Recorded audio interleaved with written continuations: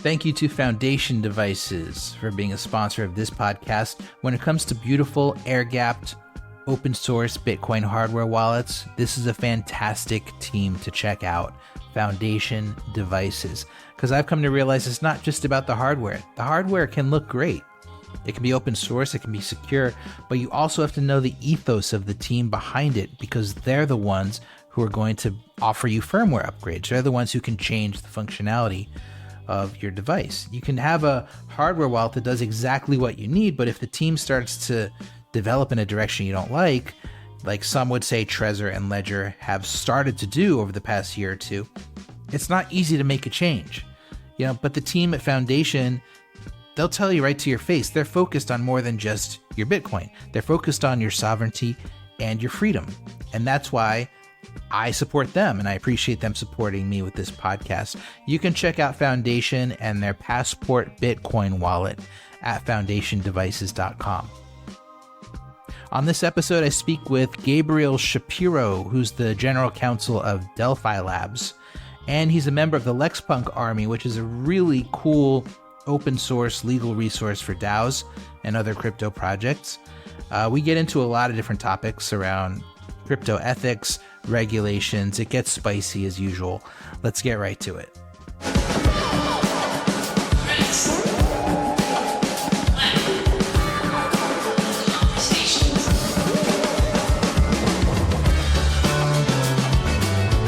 Mr. Gabriel Shapiro, lawyer extraordinaire, crypto lawyer extraordinaire. Good Do to I see need you. that qualifier?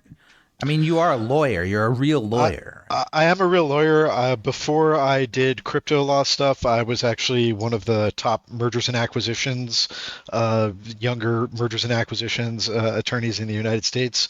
So yeah, I'd like to think that the qualifier isn't necessary, but I do pretty much do exclusively crypto law stuff these days.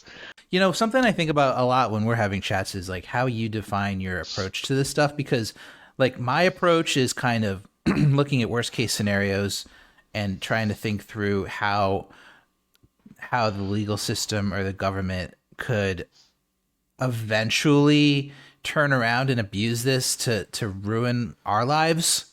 Right. I call it adversarial thinking. Other people call it nonsense, or tinfoil hat, whatever. But like, how do you, as an attorney in the space, how do you approach this stuff versus the way that I do? Well, I think that perspective is definitely part of the perspective I bring to bear. And a really big influence on me getting into this stuff was the show Mr. Robot. When I was working on M&A deals, I would constantly have Mr. Robot playing in the background. And just kind of, I just kind of got more and more hyped on that. And one of the famous scenes from that show is where the CEO of Evil Corp has a meeting with I believe it's the Treasury Secretary in the show, the U.S. Treasury Secretary, and he basically says, "Look, Evil Corp has its own new cryptocurrency, eCoin, and you need to support this and basically make this almost like the official cryptocurrency of the United States, kind of like what we now call a CBDC, which there wasn't really a term for back then." And in exchange for this, I'm going to give you all kinds of backdoors into the coin and tracking surveillance powers and freezing powers, etc. And you need to do this, otherwise China will beat us with Bitcoin, right? And I think that was a very prescient scene quite some time ago, where the potential for this tech to be used for evil through sort of like public-private partnerships, was acknowledged, and so I take that pretty seriously. I think, though, the other thing I would say, though, about my approach that may be a little different from yours is I think your approach is very sort of user-facing, right? Because you are a user, and probably most of your audience is users.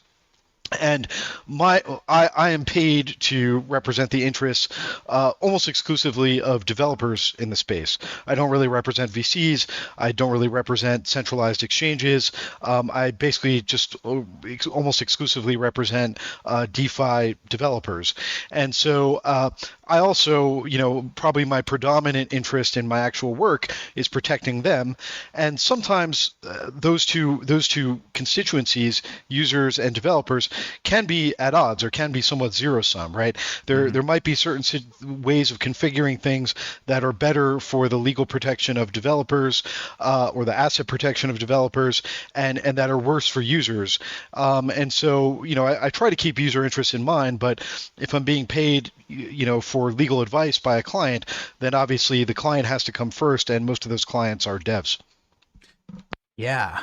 Yeah, you hit on something really important there that drives me crazy. Like the transparency of lawyers in the space is lacking when it comes to incentives. And like you just hit the nail on the head with regard to the fact that lawyers, almost all the lawyers in this space, are getting paid by either a developer community or a company or a VC or somebody who's not a retail user, right? Somebody who wants to profit off of a retail user. So I'm so glad you brought that up, because it's like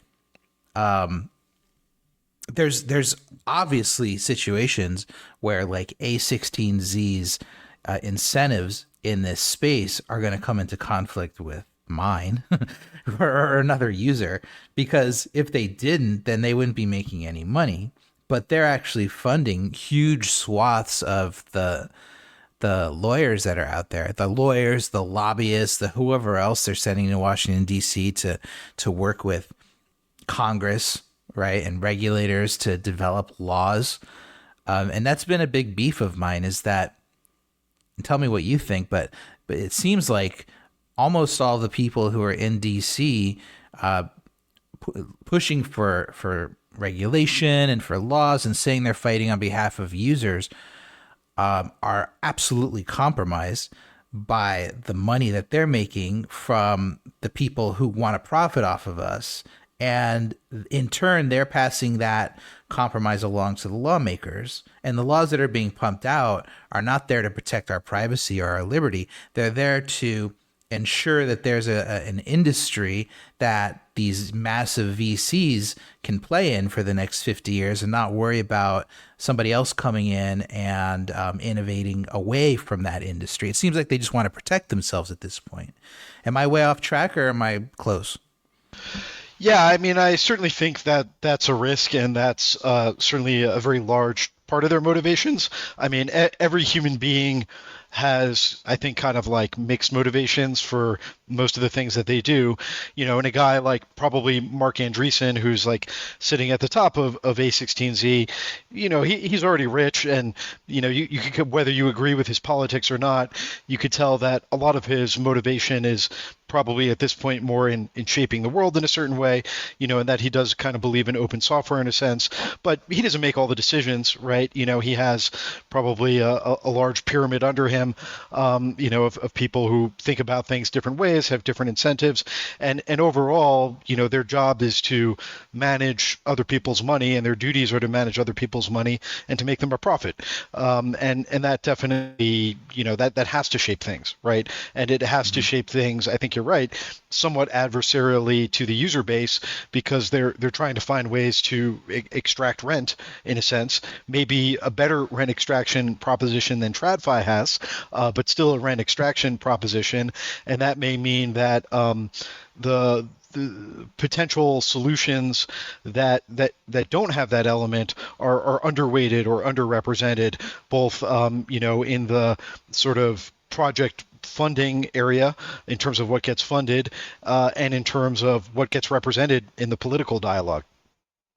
Yeah, it's I guess for me it's like, okay, I'm in this space for very specific reasons, because I want to increase my liberty, I want to increase my self-sovereignty, I want to stay private with my finances, I want the government's hand out of my wallet as much as possible, right?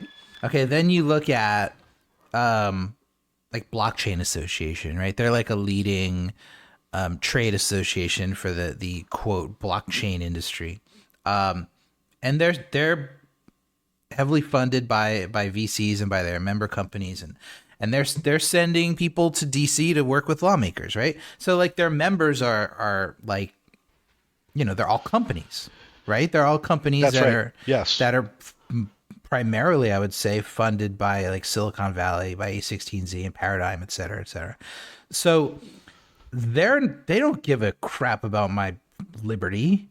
They don't care about my self sovereignty or my privacy. They only care about that stuff as far as like what's the point? How far can they compromise on those things and still keep me and others as believers, right? But they're not there to maximize my privacy, obviously.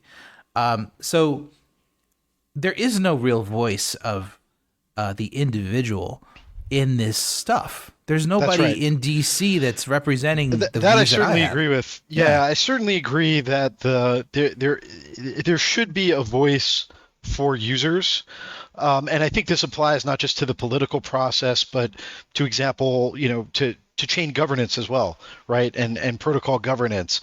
That user voice just is not coordinated like the other voices are, and basically the only vehicle for it is crypto Twitter, right? Just people griping on crypto Twitter.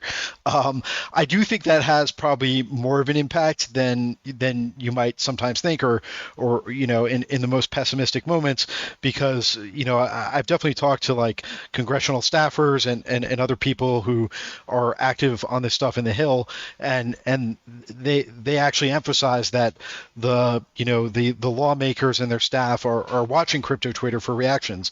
Sometimes that might mean that if crypto Twitter is reacting very positively to something, then if it's Elizabeth Warren's office, they're going to use that, they're going to wave that around as evidence that it's too good for crypto, whatever is being proposed, right?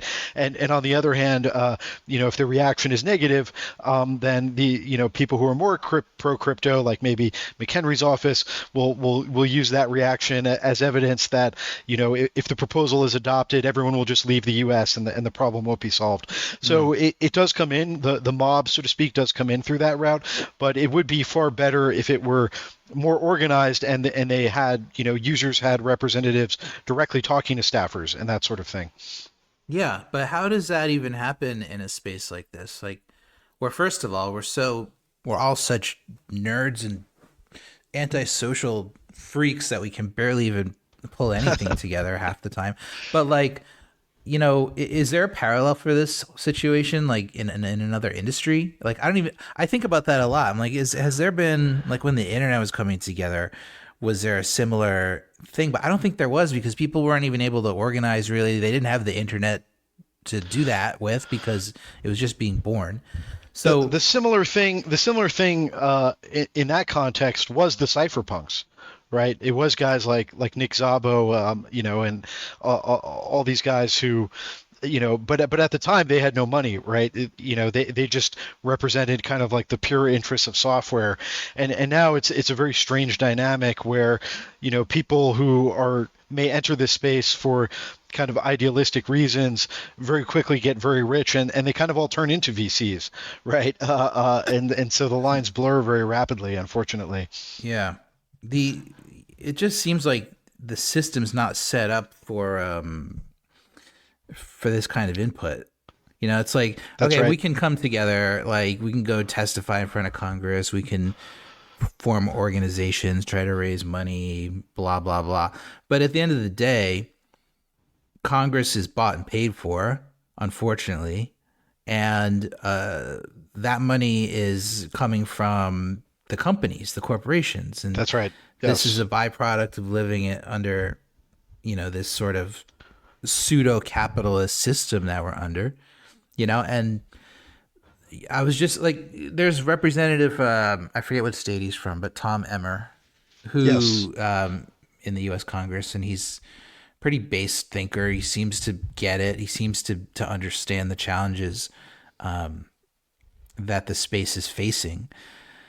And he's now written a new bill that it basically gives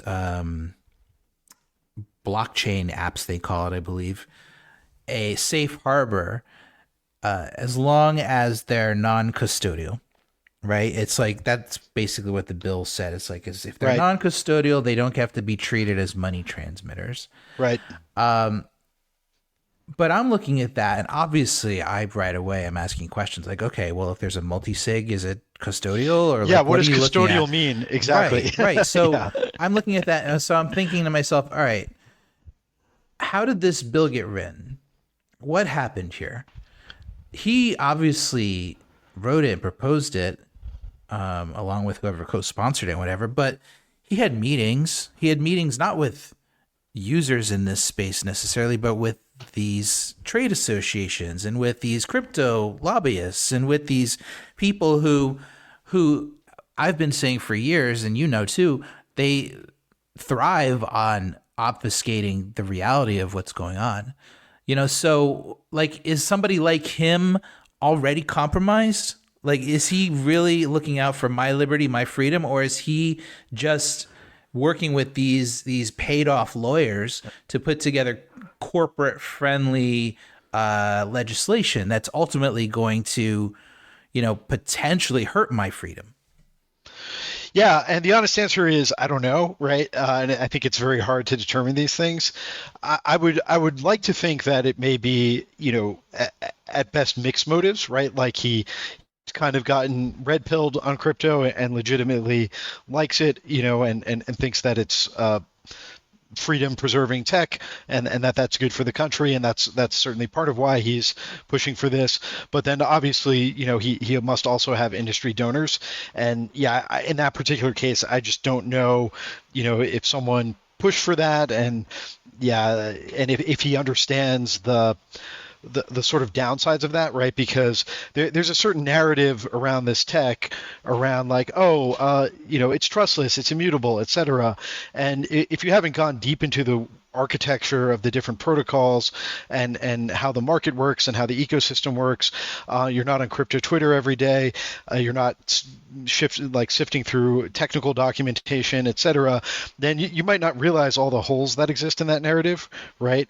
And so he may just not know those holes. He may just know the narrative, right? And I think that probably is the case for a lot of these politicians. From what I've seen, obviously we kind of have the opposite problem with regulators, right? Where they at this point, they heard the narrative, they kept investigating closely, they saw a lot of holes in the narrative, and now they've kind of veered to the opposite of the extreme, which is just disregarding the narrative completely, and the truth is somewhere in the middle. But yeah, it's our political situation is not ideal, that's for sure. Yeah. No, that's a good point. I didn't even think about it that way. That like you got Congress, who's kind of these lawmakers over here trying to respect things that are almost mythical at this point and don't really exist beyond Bitcoin, as far as like the trust minimization and stuff like that. Like, by the way, that bill, if anybody wants to look up, is Blockchain Regulatory Certainty Act. That's from Tom Emmer of Minnesota. Then you got the regulators, who are unelected, appointed, work at the pleasure of the president for the most part, who are they just look at it like it's black and white, like there's nothing beyond what's on paper and how current law may apply to it, right? Or not even law. Well, I guess it is law, but I mean the regulations that they basically arbitrarily develop. So it's interesting because they don't care about getting elected. They don't care about getting reelected, right? Because Right. they're not elected in the first place. On the Yep. other hand, the people that care about being reelected and actually work allegedly for the people are out there. So maybe that is a sign that they are having more conversations with regular people. Like, regulators are not talking to regular people ever for any reason unless they're suing them, right? And so it is an interesting way to look at it, and the difference between Congress and regulators like the SEC.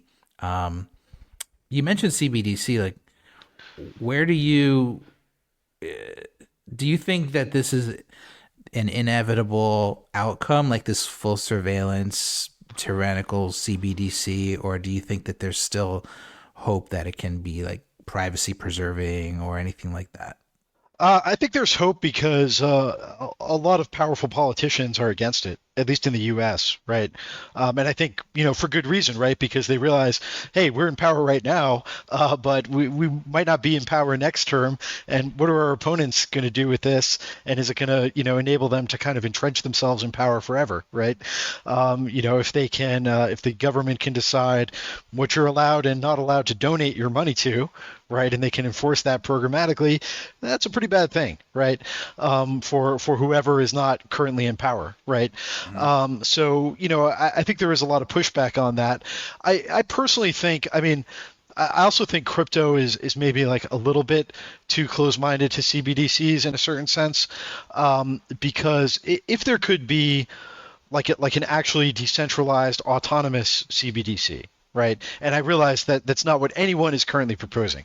They're proposing very centralized things like eCoin, right, where the government has a backdoor and they can freeze people's money and reverse transactions and all that stuff. But if you kind of like just forgot about all that for a second and thought about the idea of an actually decentralized, autonomous, trust minimized government CBDC, right? I mean, in a certain sense, that would be way more efficient than like Circle, right? Because there's not someone like extracting rent from it. The coin is directly the dollar, right? So you don't have the counterparty risk, and you don't need these like expensive auditors and disclosures, and proofs of solvency and all these things to get at what's backing it, because like literally the token would be fiat, right? And so in a certain sense, I think that would be like the optimal outcome. But it's just like no one is currently proposing that, and so the CBDCs have become equated to like evil eCoin type of things, which is accurate to what's being proposed. And so there's the proponents of it on the one hand and the opponents of it on the other. And yeah, I would put myself into the opponent category in that sense. So what you're talking about, I mean, it sounds impossible to achieve with the way that governments operate, right? But you're talking about basically cash, but blockchain cash, right? Yes. But this government could obviously control supply somehow. Right. Yeah, it would still have the same rules about, sort of, the ability to mint new money, whatever economics are currently used. But someone holding that cash, right, the cash would be recognized as legal tender, and there would be no ability for the government to just freeze it, take it away, reverse transactions in it, et cetera. To me, that would be the most efficient, optimal outcome, right? But we're very far from that. Yeah, I mean, to me, the real problem is that even if we develop this system and we convince government to do this, that the ability is still there to change it, right? And the ability is still there for a new government to come in and say, you know what, let's add some censorship in here. Or let's find ways to screw with this. And yeah, this is true. And they could always change. They could also always, they could pass a new law that doesn't recognize it as legal tender, or only recognizes like the new centralized fork of it as legal tender, right? Mm-hmm. There's always things that can happen. Yeah.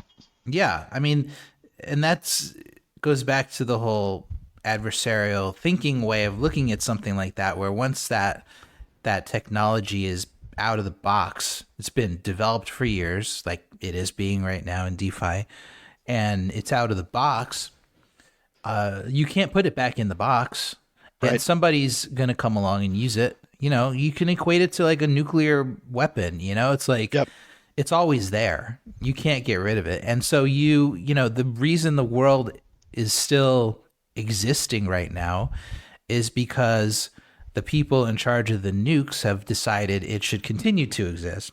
Like, it's not like they can't blow the world up right now. It's like they're just choosing not to. And, their finger could be on the button and you could do nothing about it.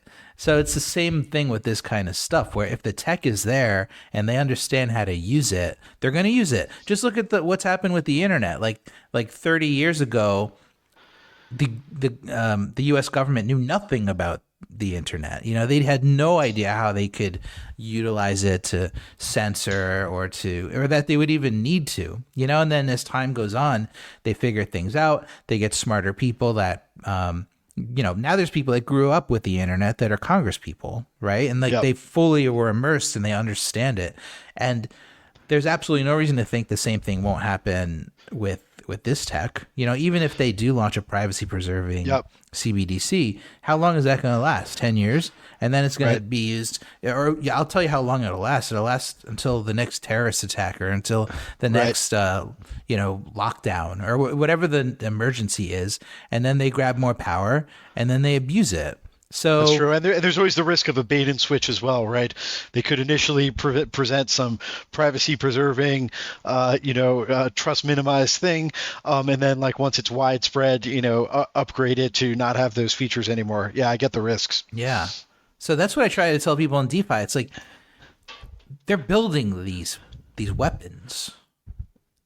That's how I look at it. I think that. I think that the stuff that's being built right now is exactly this. It is these weapons that are going to be used to suppress freedom eventually, you know, and it's not unique to tech innovation, right? It's like every form of technology has been used for good and for bad, but not every form of technology has been capable of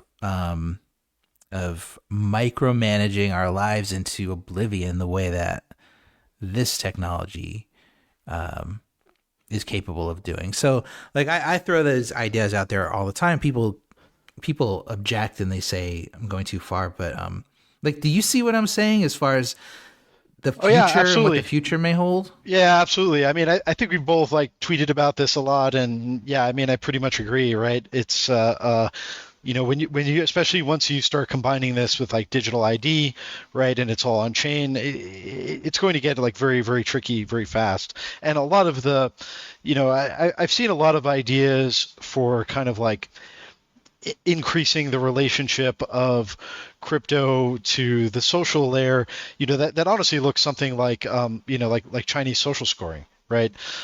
You know, and I think that once you have these kind of on-chain identities and once they become, you know, some combination of commercially and politically important, you know, then people can really start doing a lot with that. Right. And a lot of it will be, some of it could be good. Some of it could be very, very bad. Yeah. Yeah. This whole like WorldCoin thing has made me realize more than ever that, because they're pushing it as privacy preserving, right? They say, okay, you don't have to give your name, you don't have to give your social security number, you just get your iris scanned, and then that generates a unique code. We're not even saving your iris scan, right? We're just saving the unique code that is basically generated from your iris scan. So it's completely private because all you're left with is this code that then you can use to prove that you're a person. You can go around and scan it and do whatever ultimately is going to be done with it. But the way that I'm looking at this now is what they're working on, and what a lot of these decentralized identity folks are working on, is they want to replace the old school way of identification. And the old school identification is basically these random words, which are like your name, right? Which are just totally random, arbitrary letters and these random numbers that are, you know, your national ID, your social security number, whatever. Like, they're separate from your body. They can be spoofed and faked, and it's not reliable. They want to replace that form of ID with these biometrics and these scientific markers that are built into your body that are impossible to a certain extent to replace or to get rid of, like your fingerprints or your iris scan, or, you know, who knows what else they're going to come up with. And that's the new identity. So that's the identity that is going to be associated with your bank account. That's the identity that's going to be associated with your medical history and your driving record and all these different things. They won't need your name anymore. They won't need your social security number anymore because they have the core essence of who you are. So when you present yourself at the doctor's office and get your jab, they scan your iris. They don't even need to know your name, because then when you go to the grocery store, they scan your iris again and they know if you were jabbed. They don't care that you're Gabriel. They don't care where you live or what state you're from or where, all they care about is, does this iris scan have a jab associated? And if it doesn't, we're not going to let you in. Right. And to me, it's like becoming so obvious. So when they say it's privacy preserving, it's almost a lie. It's almost like a scam, just to get people to. Yeah, absolutely. Yeah, now tell me, am I off the rails or what? No, of course. I mean, it's only privacy preserving if, like, somehow the different people, the different databases that correlate other information to these iris hashes don't ever connect with each other. And of course, we know that that's not going to be the case, right? Data sharing is massively abundant. It's a huge industry, right? And this will just become part of that, obviously, right? And so, yeah, if they know your iris hash, yes, they will also be able to know your name, of course. They'll be able to know everything about you, right? It's just, and of course, it's also not true that this information can't be spoofed, right? Because let's just say you need to do your iris scan to confirm your identity before using some particular websites, right? You log into your bank, right? And every time they make you do an iris scan through some pre-approved equipment that you keep in your house, and you send that hash and they confirm that the hash matches, etc. Well, I mean, everything can be hacked, right? So someone's going to hack that device and be able to spoof the data, right? Just feed it, just do a man-in-the-middle attack, and if you already know what the hash is supposed to be, right, you could just feed it that hash without having the corresponding iris, etc. So it's more and more data gathering on pretexts that don't really make sense in terms of the narratives presented, but they do make sense for the people who are gathering this data, because they will amass more power and money from it. Yeah, I see what you're saying. I just think that even without the name, even without any other identifying information, we're being reduced to just, I want to say numbers, but it's beyond that, right? Because it's just like a meat bag. Matter. Yeah. we're being reduced to just like pure configurations of organic matter. Yes. Right. And there's no laws. There's no protections. Yep. And like I consider myself a libertarian. Like, I'm not out there looking for laws. But the more that this happens, the more I see these lines of people waiting to get their iris scan in exchange for like $35 or whatever it is. It's crazy, yeah. And you start to realize like most people just are never going to get it, And so it's almost like, what's left? I mean, during COVID, It was clear like tyranny of the majority was real. It was almost inescapable. I had to move to get out of a state that basically people wanted to lock you out of a hospital if you didn't get jabbed. So like, God forbid you have a heart attack and you go to the ER and they won't let you in unless you are, coerced into this treatment. That's right. So if you have not worshipped the orb for your mandatory 30 seconds, you were not allowed medical treatment. I mean, this is just the way it has to be. Chris. That's the thing. Wait till the government buys into this idea. That's right. I mean, that's all it takes. But anyway, what do you think the long term, for DeFi? Like, what do you think the actual vision is? Where do you think it goes, if not to this sort of CBDC driven economy? Like, where else can it possibly head? Well, I think, there have always been those who have said that this is going to be like a dual or maybe like triple market, right? There's going to be a sort of TradFi version. There's going to be CDFi, right?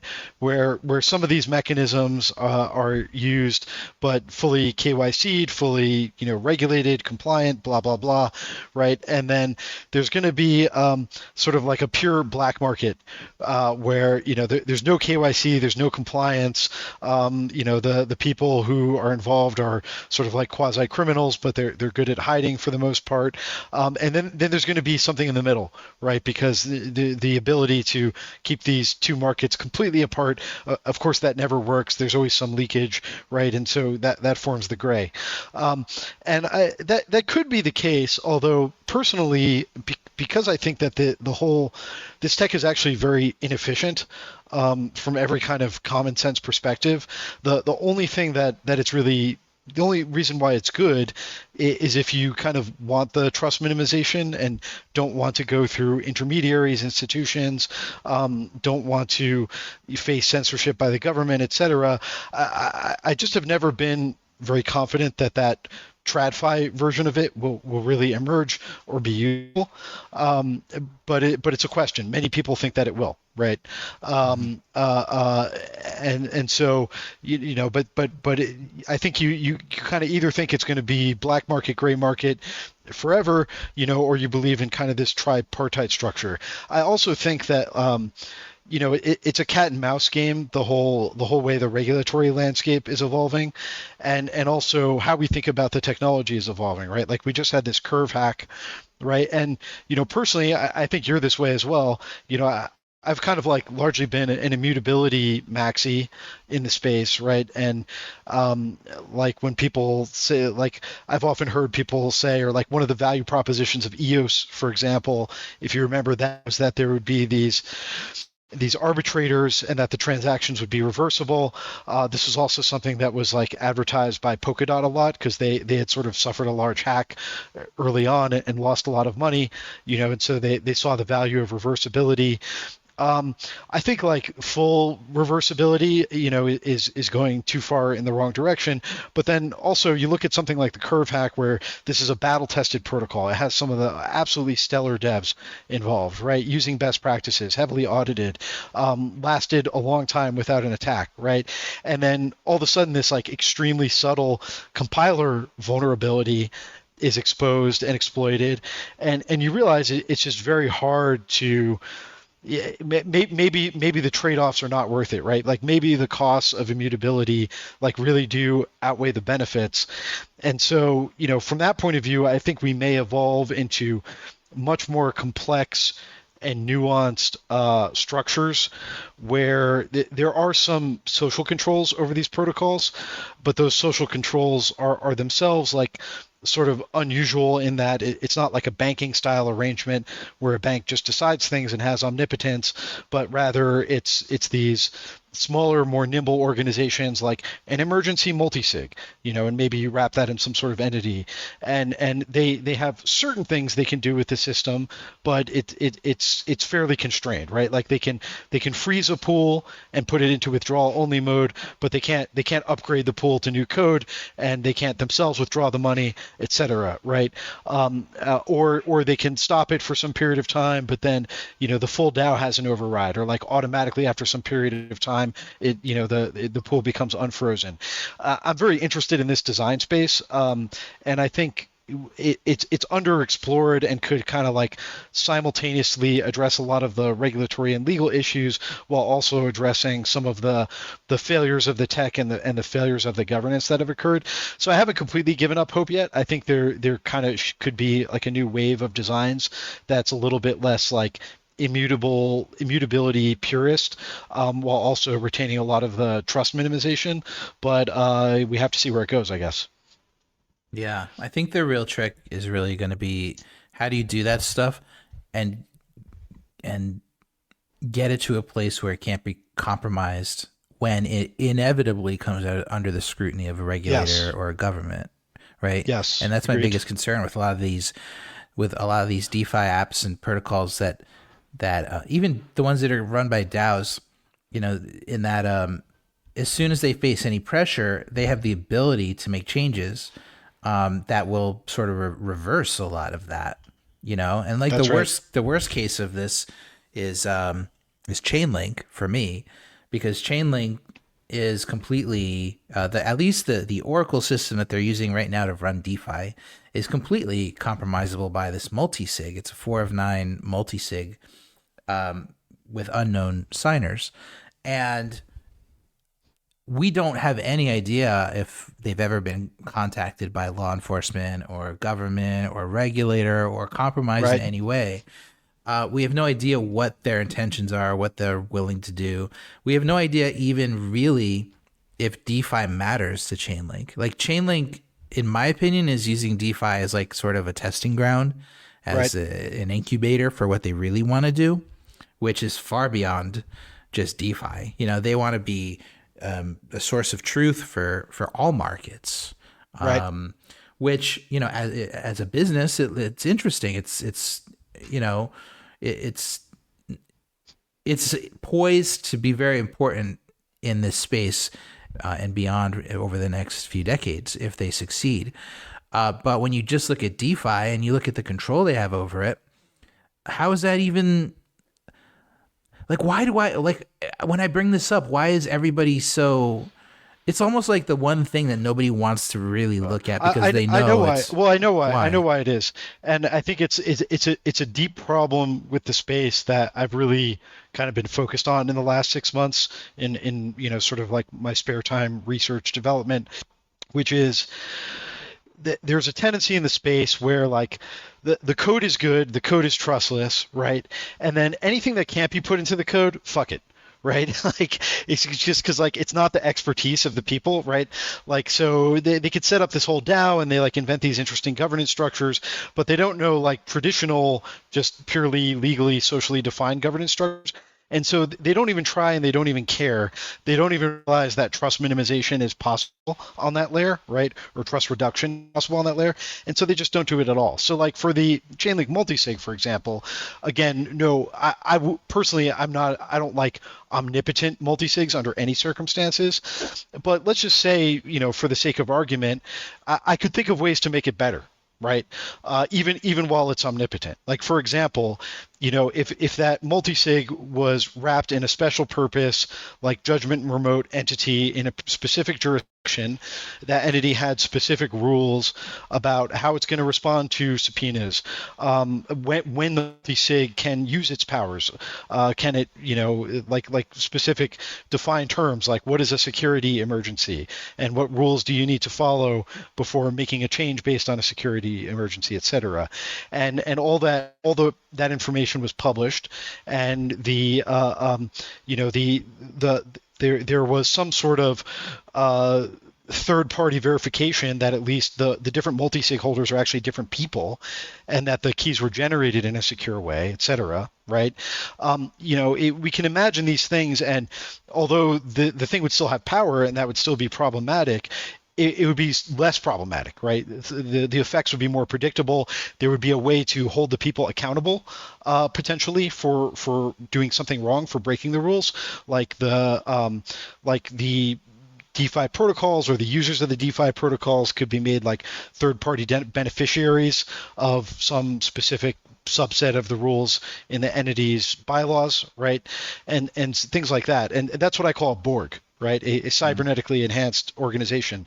And I think that there is, yes, I prefer a situation where we just don't need to worry about social/legal rules, but it seems we're very far from that. And so if people are going to have some of these powers and rely on these social arrangements, let's at least make them good the best we can, right? Which does utilize legal tech rather than, purely smart contract tech. Yeah, I guess the thing with them specifically with Chainlink is that they don't have an incentive to do that.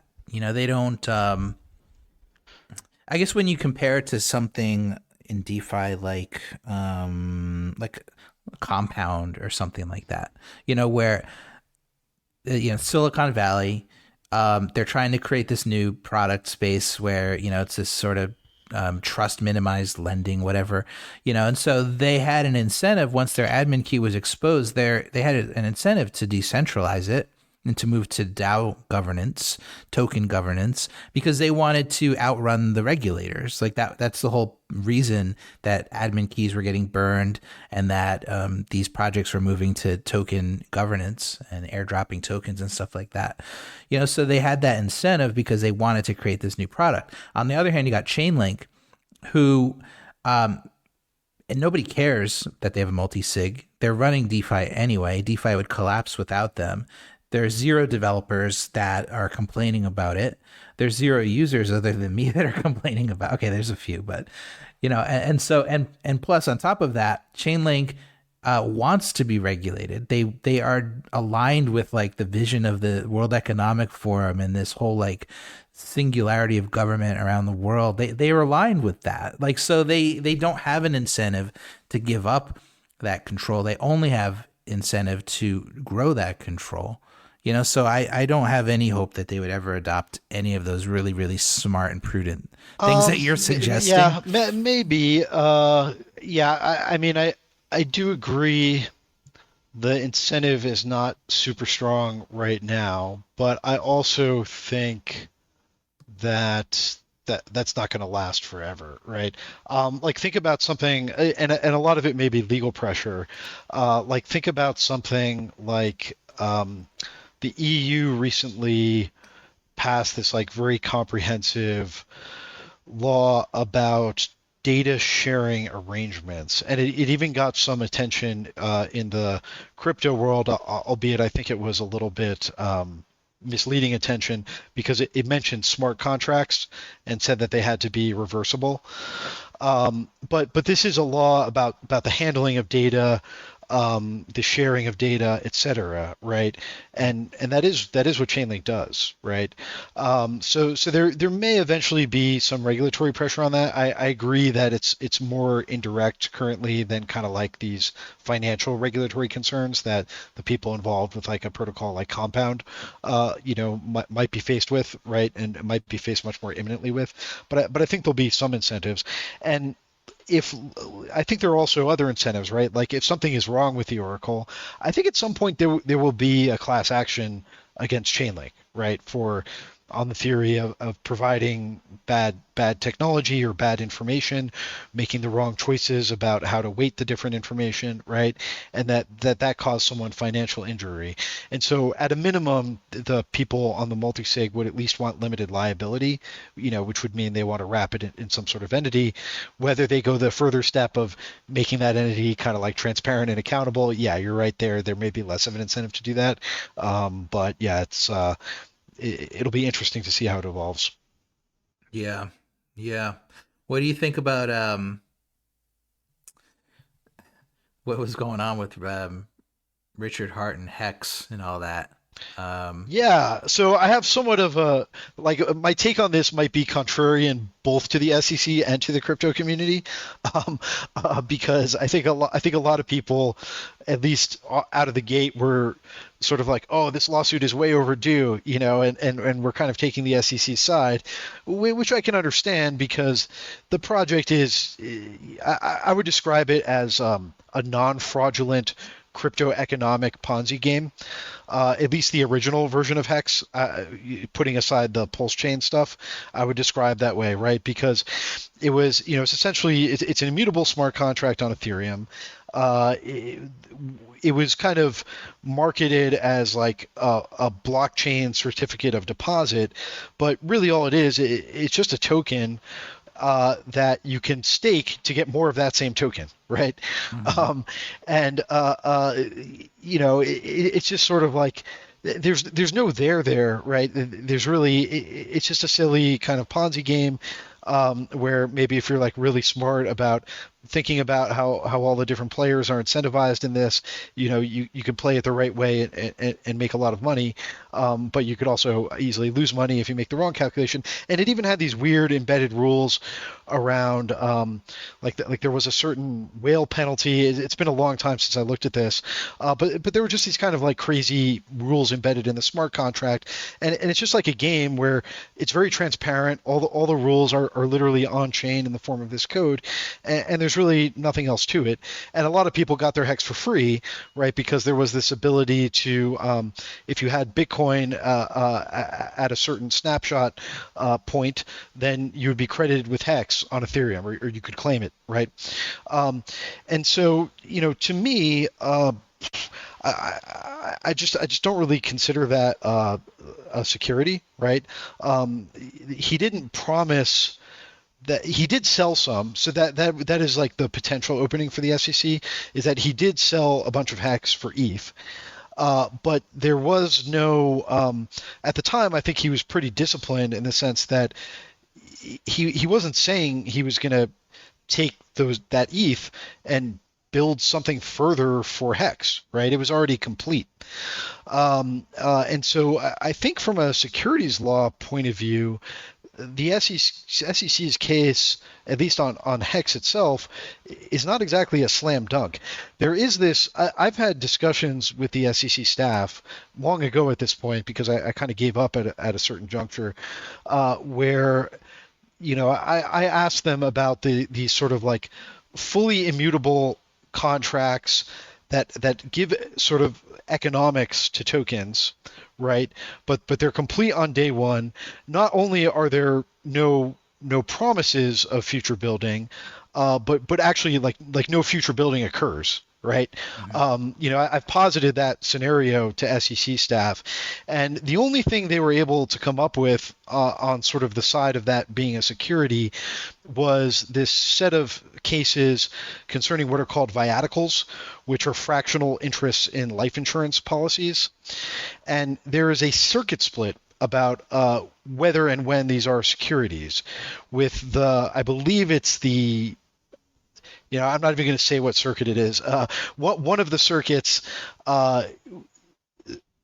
developed a view that the pre-purchase entrepreneurial efforts of the people who sort of designed the economics of the viaticals contract were enough to make it a security under the Howey test, even though there was no promise of future efforts.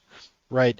And then another circuit found the opposite view, that under Howey, someone must be investing with an expectation of future efforts.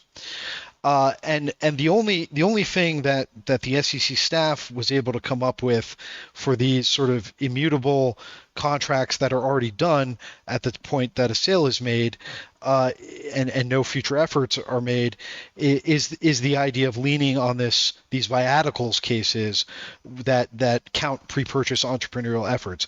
So it's somewhat doubtful. The law is somewhat doubtful on this point, and it's a bit of a stretch, I guess, and that would really be their only argument.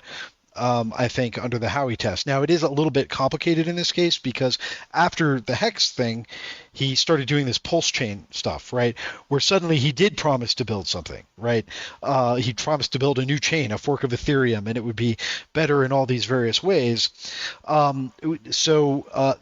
It's possible that once he started making those promises, that could turn Hex. That could create an investment contract scheme related to Hex. It's also possible that because there was what he called the sacrifice for people to get token on that chain, which was basically donating other tokens to like I believe it's a life extension nonprofit that Richard Hart likes. The SEC is trying to say that was an investment of capital, but I think that's doubtful as well, right? Because it's not like this was going to like a labs company for Pulse Chain where they were going to use these fundraisers to build the chain or something or improve it. Instead, it was going to this life extension research charity. So I don't think that's a Howey transaction either. So Richard Hart may have done some very bad things in connection with Hex. There are accusations of wash trading, which may be fraudulent, some type of wire fraud or some type of other market manipulation or something, even if the securities laws don't cover this. But I'm kind of doubtful on the securities laws covering this, and I actually think his defense is on the pure facts is stronger than Ripple's was. So it'll be interesting to see how it plays out, but I don't think it's a slam dunk for the SEC. Yeah, no, that's a great explanation and overview. And I tend to agree with a lot of it. I think for the most part that it's more akin to a cult than an investment scheme, in my opinion. And I think that the fact that you were right, like it's an immutable smart contract, at least Hex, like the whole Pulse chain thing. I don't know. Different story. Actually, that might be where he really screwed up, because Hex was immutable and he was able to go around and sort of trash projects that were using multi-sigs for governance and required trust in developers and stuff like that. But then Pulse Chain came along, and next thing you know, that was completely controlled by a admin key, an EOA admin key that he held. I believe he admitted to that. There was another EOA Ethereum address that custodied billions of dollars for the bridge, and I believe he had control of that too. So once that new layer 2 was launched, he sort of just threw away all of the stuff that he was saying before and just went full on like scam. As far as like whether or not, you know, and then when you confronted Hex users with this information, the only thing you would ever get is, oh, we trust him. We trust him. We trust him. I don't think there was like any Hex users that got into this whole thing without understanding that they had to trust him with their money. Like, I think that ultimately, yeah, they understood that Hex was not upgradable and stuff, but they also understood that the market ceased to exist the minute that Richard Hart decides it should cease to exist, because they knew he held a lot of it, if not most of it. They knew that he was controlling the markets. They knew that he had ways to manipulate prices, and they counted on him for that. You know, and then they had this whole marketing machine where they would try to bring in new people. So to a certain extent, there was a little bit of a pyramid thing going on, but more than anything, it was a cult. Right. In my opinion. Yeah. I mean, yeah. And some of the, this stuff gets very, very subtle, right? Because he had many statements, predictions that the token would go up in value. Right. But in theory, for securities law purposes, the reason why it's going up in value, right, has to be associated with the reasonable expectation of his efforts, right? Which means, I think, which I believe means, although this could be another subtle point, affirmative efforts, right? Not merely negative efforts. So yes, he could destroy it by selling all his Hex, right? He could tank it, but is that enough? Is that the kind of trust that's targeted by the securities laws? I'm not so sure. I think the kind of trust that's targeted by securities laws is where you really promise to do something, right, directly or indirectly, right? Oh, I'm gonna build a lot of, like, if he had said, yeah, I'm going to like be reaching out to all sorts of commercial partners and getting them to like engage in deals with my company that will use Hex as part of products, right? That's basically what Ripple did, right? And that, I think, that I get as being covered by the securities laws. But this, I don't know. It was just kind of a machine, where you could play this kind of weird game. And I think a lot of the marketing was probably decentralized as well, right? As you say, just people who are fanboys of Richard Hart and the project and hoping to get rich from it. And then they start to contribute their own efforts, right, to get others in, right? And there's some very, very interesting case law. There's even one or more entire law firm boutiques that specialize in structuring like pyramidal marketing schemes so that they're not security schemes.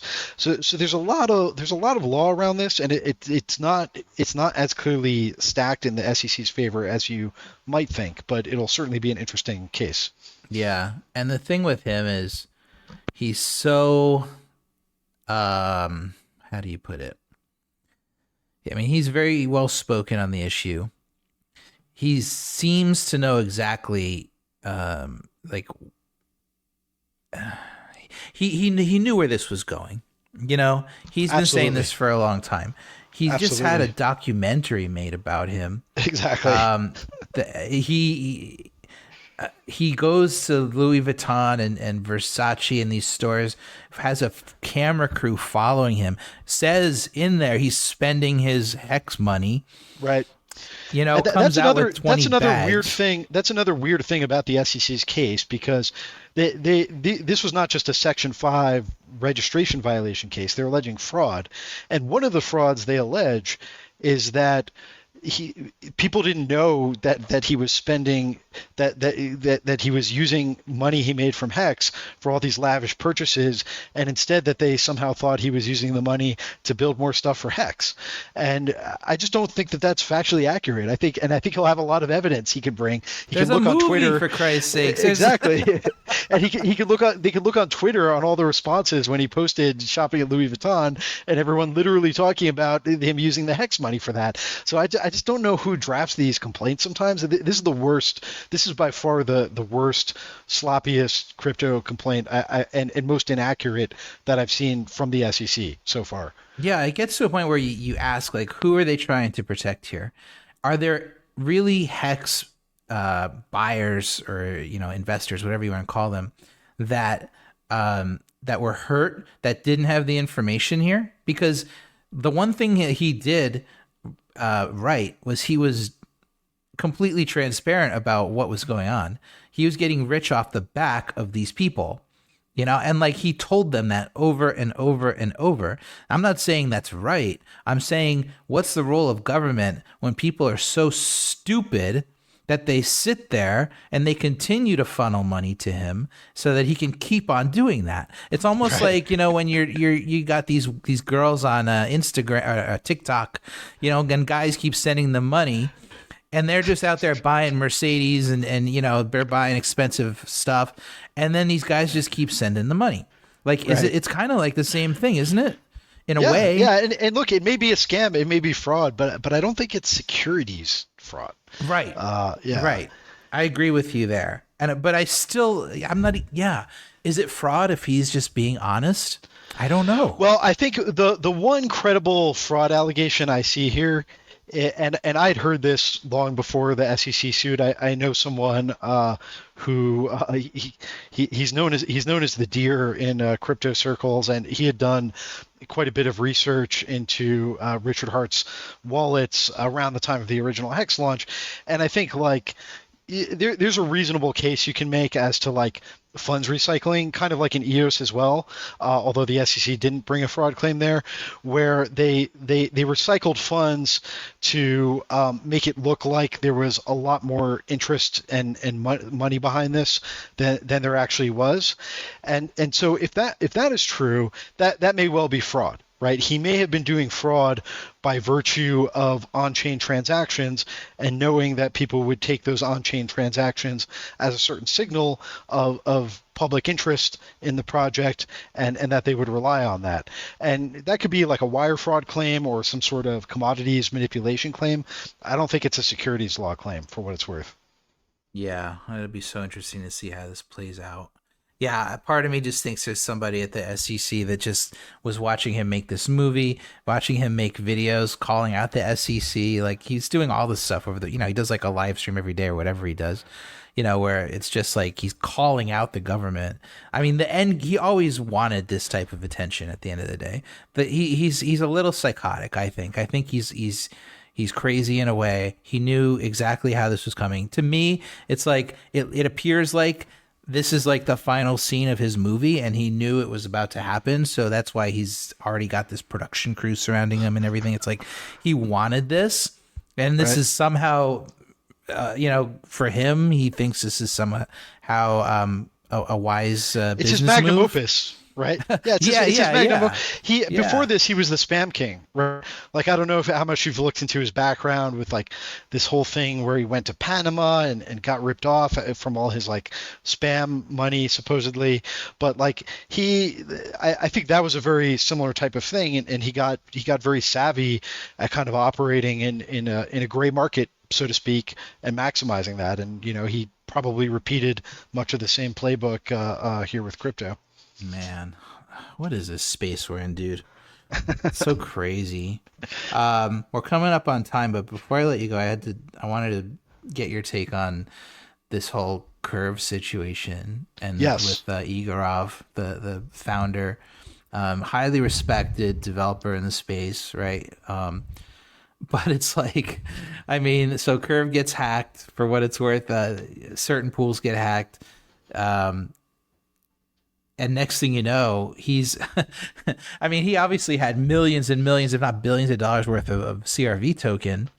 which he didn't sell, but he drops it in Aave and takes out huge loans of stablecoins, I believe, which he uses to buy these mansions that are worth hundreds of millions of dollars, which is crazy in and of itself to me. I mean, we've seen it in DeFi happen a few times. But next thing you know, there's a curve hack. He's getting liquidated all over the place. And now there's worry that this liquidation, it could end up devastating a lot of the DeFi markets. But how much have you been following this? So I'll say in advance I have somewhat of a conflict of interest, as I'm pretty friendly with the Curve guys, and I'm also on the Curve. They call it the emergency DAO, but it's really an emergency multi-sig. The answer is I've been following quite closely. There is a little bit of inaccuracy in what you just said, I think, in that he has not actually been liquidated yet. And just to like make clear on the timing of things, it's not like he took out these positions, after this hack or in connection with this hack. They've been there a long time, and Aave governance has kind of been increasingly concerned with them for a long time.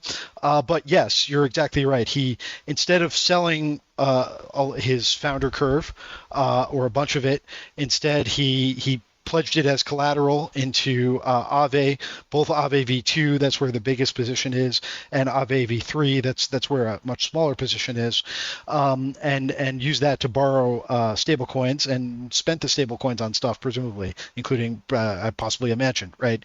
The issue, of course, is that the token is it's not the most illiquid token in the world. It's not like, I don't think it's at the level of like what Mango was during the Mango hack, but it's not liquid on the scale of like Ether BTC, and so there's so much of this collateral in Aave V2 at this point that if the price, if his health factor does drop sufficiently and a liquidation needs to be triggered, it's not a liquidation that's actually going to be taken up, right? No one is going to be buying that amount of Curve at that price, and so Aave will incur bad debt. And then he has similar positions in other credit protocols, right? And he's borrowing stables on those to pay down the Aave debt, right, and keep that one from being liquidated. So it is a bit of a messy situation, but it highlights one of the key differences between DeFi and TradFi, right? Which is that in TradFi, if you borrow money, that is actually a debt agreement or a loan agreement. You are making a promise to repay the money, typically, right? And you may pledge some collateral toward that, but that collateral is, that's not the only recourse that the borrower has.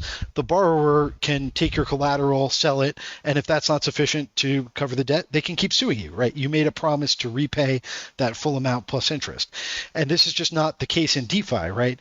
In DeFi, you pledge your collateral, and that is the sole and only recourse that the protocol has to get paid the borrowed stablecoins back, right?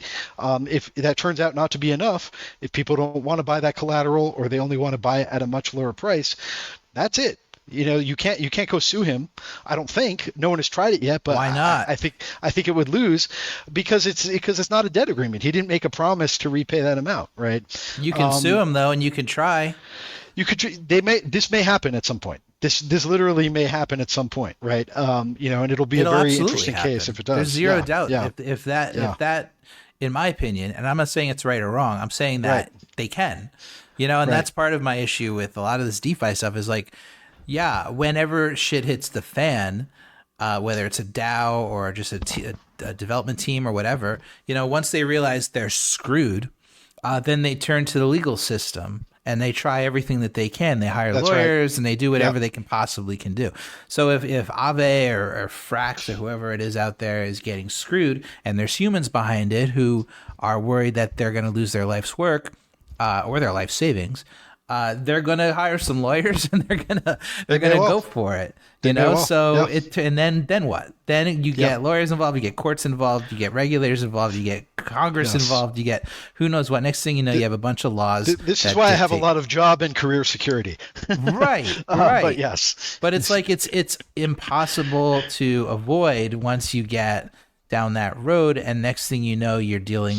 You know, as the way I look at government and crypto is like if there's even the tiniest crack, the government's like an ooze, like a blob, like a, you know, what do you call it? You know, just it's like this oozing oil or, you know, blobby grease that just can get into any crack that it can find.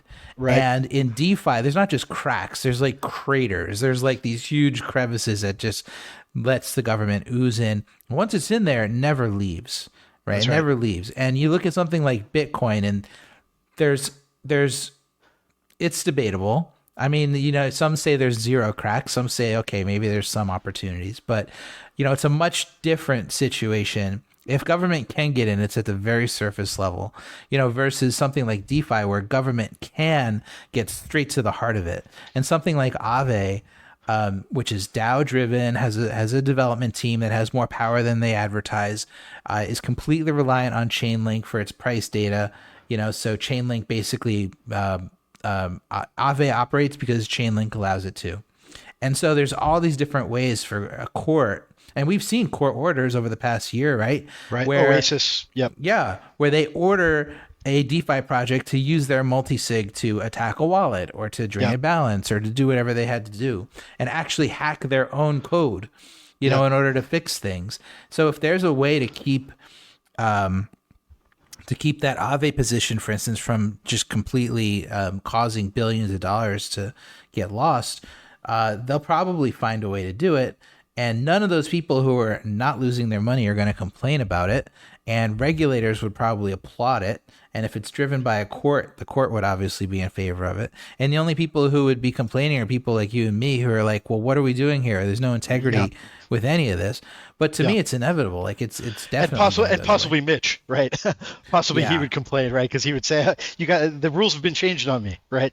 Right. But yes, and there was already a threat of that even before this incident, right? Because I think it is Gauntlet.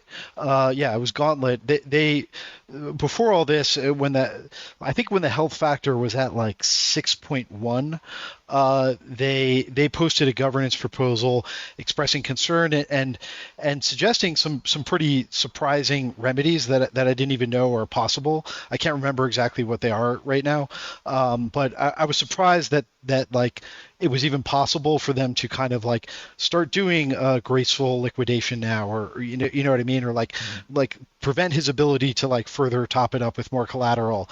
Like that shows quite a bit of flexibility over the protocol. But anyway, like the rule, like there's currently like more flexibility to change the rules in most of these systems than people realize, and like wherever there is flexibility, courts may order changes, and it can become a huge mess. So like this is why I actually think we need Borgs, and like we may even need something like a like our own legal system within crypto, right? Because there are going to be these disputes about what is legitimate, what are legitimate changes, what are not legitimate changes, and if we don't kind of like internalize a dispute resolution system within crypto, then it is just going to revert to like traditional governmental systems, and they don't really get crypto or like it, and so most of their remedies will probably be pretty bad for crypto, and I would hate to see that. Interesting, man. Although, do legal systems even work without threat of violence? That's a whole separate conversation, I guess. Sometimes some violence can be, I think, like slashing. Like a lot of people have talked about social slashing, right? Mm-hmm. And I think that is crypto's version of violence, right? Like the DAO fork is crypto's version of violence, and so something can be done with that. But what's currently done with it is like pretty illegitimate, right? I would describe it as like kangaroo courts, where like there's no precedent, there's no real rules. You just get a bunch of people together and they just like decide what they want to do at that moment, and it's almost like a might makes right thing. That's not going to be a very good long-term social solution. All of this stuff makes me appreciate Bitcoin so much more. It has flaws, it has weaknesses, but I mean the the programmability and the Turing completeness on Ethereum has led to me something that's just it's a mutation of anything that anybody thought it would ultimately be. I just think that we took a wrong turn somewhere. I know for you it's more work, which is great, man. Hey, I hope you're racking up those hours. Right? It's a fun time. I enjoy the space. Well, thanks for hanging out with me, man. Yeah, man. Good times. Anytime. Talk soon.